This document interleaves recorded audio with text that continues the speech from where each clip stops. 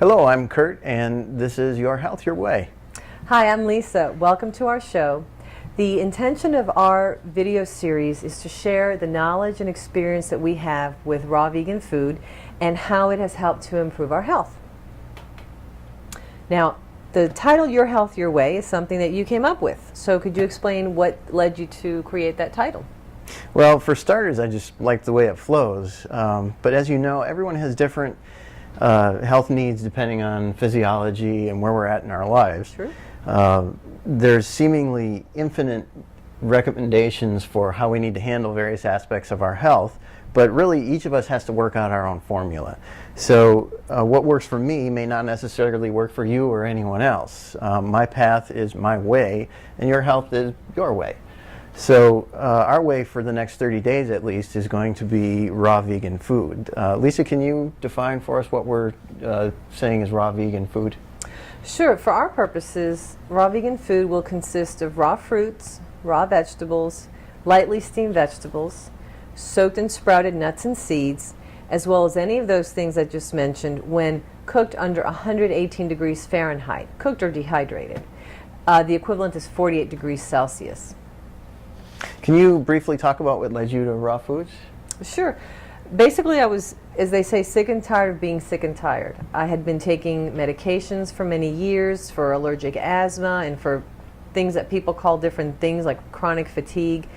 And basically, it wasn't curing anything. It was just suppressing symptoms, and I would just continuously get sick. So, and there were other health problems that I had throughout my life as well. Mm-hmm. Can you give us more detail about some of the other health problems you had throughout your life? Basically, when I was a child, I was a secondhand smoker because someone in my house used to smoke, and this was at the time when people didn't know the effects of secondhand smokers on other people, on other children, on pets in the house, and so on. And as a child, I was very sickly. I'd have croup, which I haven't heard of these days, but it's this awful thing that you wake up in the middle of the night suffocating on your own phlegm coming from your lungs and from your sinuses. And as a child, you don't really know how to expectorate, so it was pretty bad. Right. And I was always at the doctor's getting penicillin shots, being on antibiotics, and that was pretty much off and on through high school where it got a little bit better. And it stayed a little bit better until I got to my master's degree program, where I experienced a lot of changes at once. I got into my graduate program. I moved out of my family's home. I moved in with a roommate. I started working at a job where I had to be there very early in the morning after having been in class till late at night. And once I finished my graduate degree and my stress went down a bit, my health improved somewhat, but I would still get sick every 4 months with what they called mild intermittent allergic asthma, which is allergies gone wild, basically. And it stayed like that until about 2011 when, well, you saw Fat, Sick, and Nearly Dead in 2011. It's an Right. awesome documentary. Yep. Recommend everybody see that. Indeed. And you had explained to me about juicing. We started doing some juicing, but we added that basically to our standard American diet, or SAD.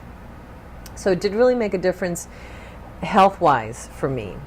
It wasn't until August of 2012 when I was sick yet once again with the allergic asthma, and this just knocked me out for like 10 days. I'd have no energy. I'd be sick in bed. I couldn't go to work. I couldn't talk without coughing because I had these terrible bronchospasms. And I would just be laid up without enjoying being able to go outside, without being able to exercise. Right. And so I was pretty much fed up with that. And while I was sick during those 10 days, I did a YouTube search on how to get rid of phlegm naturally. And I came upon Dan McDonald's website called Life Regenerator, or his YouTube channel. He also has a website. That's when I started learning how the foods I was eating was affecting my health. And for the next 6 months, I happened to just eat about 70% raw foods. So what sort of changes did you notice when you started eating more raw foods then? From simple to more profound changes. For example, I felt calmer almost right away. This was after feeling some kind of fatigue from the detox process. But I felt calmer, my skin cleared up. I was not short of breath anymore. My nails got stronger. I would get up in the morning without feeling tired and achy, kind of crotchety. I'd get up without having that gunk in our eye that we all think is normal, but it's really not. There's a reason it's there. And then some of the more profound changes I had was that a breast cyst that appeared a couple of months before going raw had disappeared. I had started that summer before having epigastric pain where the doctors wanted to do an endoscopy, and I didn't want that done. That disappeared, that pain. And I also have not had the allergic asthma symptoms since, even though I returned to eating mostly cooked foods. So some of those changes just lasted and still take effect to this day. But I am more sensitive to notice what foods I eat and if they're starting to kind of bring me down and get me sick again. So it's very interesting. And the most noticeable change that I had was that I lost 25 pounds. Now, since I lost 25, when I went back to eating cooked foods, I gained 10 back, but I never gained back the whole 25. And it's funny because when I started doing raw foods, I didn't do it with the intention to lose weight because I had tried different things before, and I'd either wouldn't lose weight or I'd lose it and gain it back and gain back more. So when I actually focused on wanting my health to improve and forgetting about weight, that's when I actually lost weight. And I think it's not that raw food necessarily gives us something magical that cures us, but it's more that when we stop ingesting the toxins that create these accumulatory processes in our bodies, it allows our bodies to heal. So that's how I got onto raw vegan foods. Now, what were some of the factors that influenced you in getting into raw vegan foods? Well, you already mentioned the inspiration that I got from Joe Cross's film, Fat, Sick, and Nearly Dead, and that was probably the big one for me. I've been in and out of vegetarian, pseudo-vegetarian diet plans since, from most of my adult life. But I was consuming a lot of dairies and grains and carbohydrates and really more or less a carboholic. I would supplement what I thought I was missing in protein with daily protein shakes. I took a multivitamin. In spite of all of that, I generally, thought I was in pretty good health, but I still had intermittent health problems that were cropping up now and again. My level of fitness was up and down. I remember. And you might also remember that I experimented with some of my own dietary plans to try to find a more natural diet. That was and funny. I looked at what other primates were eating in the wild, and I tried to study and imitate what eastern mountain gorillas were doing, what bonobos were doing. I looked at chimpanzees. The problem was that I never really found enough detail to successfully really emulate those diets. So I was kind of mixing in pieces and parts of a standard American diet with what I thought was a natural primate diet at the time. And I would find myself getting lethargic and then attribute that lethargy to a lack of protein. So it really wasn't until I saw Fat, Sick, and Nearly Dead that I began to understand the real reasons that I was not succeeding at finding a more natural diet plan. And so that helped me really get started. And another big one for me is the sustainability aspect, because as a raw vegan, I can feel a lot better about the impact that I have on my local environment. Sure. So, and that's not important to everybody, but it is to me. And if it's important to you, that's one of the advantages that you can bring to the table as a raw vegan. So I guess that's again a big one for me. So how about you? Now, you just mentioned that you did the juice fast for 10 days. Was that too short of a time to notice changes, or do you feel that you noticed some significant changes during those 10 days? Well, during the 10-day juice fast I did after seeing Joe Cross's film, I benefited from a good detox. So the first few days were kind of rough. I remember that. Right. I was, there was a lot of things that needed to come out of my system in order to really assimilate the juice, the fresh vegetable and fruit juices that we were squeezing. So once I got to that point, I was actually gaining energy rather than losing it. And additionally, I had more mental clarity and more motivation during the juice fast.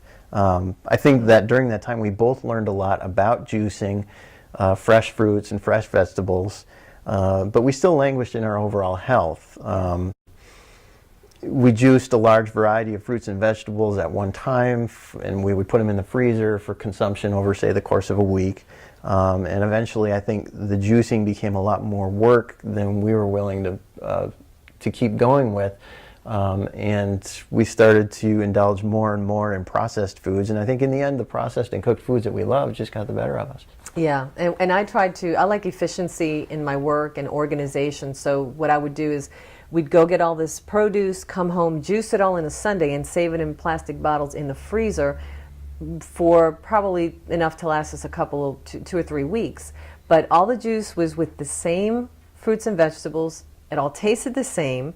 You couldn't taste any specific delicious fruit or vegetable in it. It was just kind of a compilation of different things. And they were all red because they had beets. I put beets in everything. So it was pretty boring. And plus it was frozen. It wasn't fresh. And it doesn't have the same nutrients as when you drink it fresh. So that has been our past. But coming to the present moment, and in the next 30 days as well, what is your plan for the next 30 days? Well, I'll be engaging actually in a full 30-day, 100% raw vegan plan. I began this morning with a detoxifying 3-day green juice fast. We are in the evening now, so 2 days from now will be the end of my green juice fast, and hopefully that'll be enough to kind of detox me so I can start assimilating the raw fruits and raw vegetables, nuts and seeds that we'll be eating more regularly. So as you know, I've kind of fallen under the spell of some of my favorite cooked and processed foods, so it's not going to be easy for me, but you know, this will hopefully give us some notable results. Yeah, I think it will. So tell us about your plan. Oh, my plan's a little bit different. I do plan on doing raw vegan, but only about 70% because I want to enjoy my other 30% in doing things that I know necessarily are not good for me, but I want something that I can live with and that I'm not going to want to swing the other way, you know, and rebel against. Right. So that's understandable. You know, and it's interesting when you experience raw foods yourself after eating the standard American diet. For example, today I went out to eat without Kurt because he's on a juice fast, so I wasn't going to put that in front of him. But I had foods that included grains, dairy, sugar, caffeine, and fat. And when I finished eating, I felt stuffed. I started sneezing. I felt tired and short of breath. And I came home and I started working on this script, and my mental clarity just wasn't there. I wasn't very focused, and I was more frustrated. So the cool thing about feeling that way is that when you eat raw foods, you start realizing how cooked foods affect you, and you start noticing that difference. And then sometimes you might want to avoid the cooked foods for those reasons. But even if you don't want to avoid them, like me, I still want to eat some of them, at least you do this so with awareness. And that's what's really important, is not to just go blindly eating things that we have been told are healthy for us, because even things that we're told are healthy for us are not, as you will find out in our future videos. So I think it's pretty cool to notice those things, you know. And in being aware, you can, with the knowledge that you learn about raw veganism and being a raw vegan, you can start to be aware of how those foods are affecting you. So when they do affect you and you feel lethargic or you feel agitated, you know exactly what's going on. And it's okay to feel that way. Embrace those feelings. But at least you can be aware where the sources of those feelings are coming from. Knowledge is power. We also want to add that our plan may vary from the definitions of raw foodism from other raw foodists, and that's fine. We're not here to debate the good, the bad, or the ugly. We're simply defining what we believe is going to work for our situation, and you know, we'll see where that takes us over the next 30-day period. So that's it for today. Thanks for watching, and check back for our next videos when we're going to be exploring different types of raw foodism and the standard American diet. Thank you so much for watching. This is Your Health, Your Way. Take care. Here we go. Hi, I'm Lisa. Welcome to Your Health, Your Life. What's the name of the show? Your Health, Your Way. That'll be fun. So as you know, the title of the show is Your Health, Your Way, which is a title that Kurt picked out. And why was it that you picked that title? Because I'm a jackass.